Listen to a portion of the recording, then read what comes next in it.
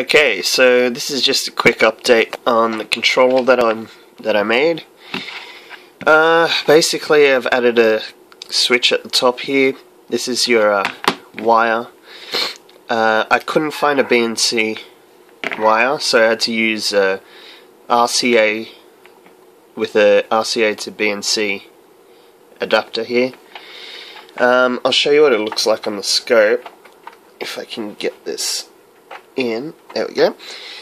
So basically I've used a 8x2 LCD screen. It was actually out of a Laserbees LPM and that was the only 8x2 screen I could find, so I had to steal that. These are your up and down buttons. I just quickly cut them out of some red acrylic and glued them onto the switches.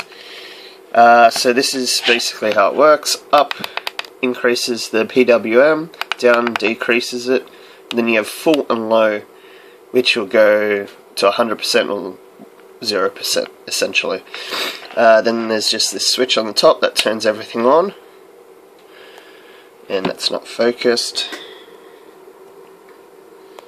Anyway, and you can see it's at 1% as you push up. 11, 21, 31, blah blah blah, all the way to 100.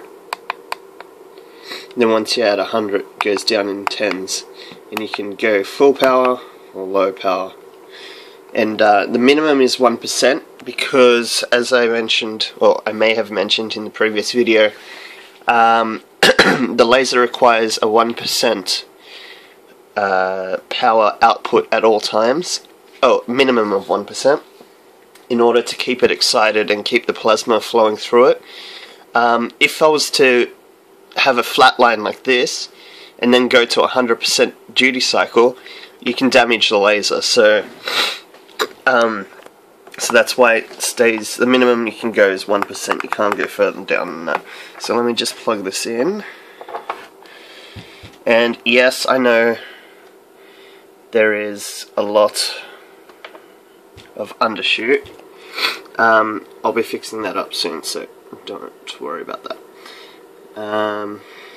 So yeah, this is our 200 microseconds, or approximately 200 microseconds pulse of 1 microsecond. Where are you? It's very hard to do while on camera. So this is a 1 microsecond blip. And that happens every 200 microseconds. So, as you can see, as you increase the duty cycle, I'll try and get it both on screen,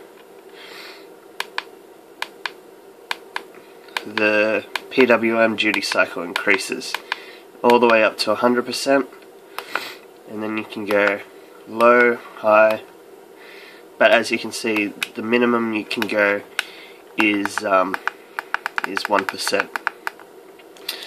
So yeah, that's my remote control. Thanks for watching.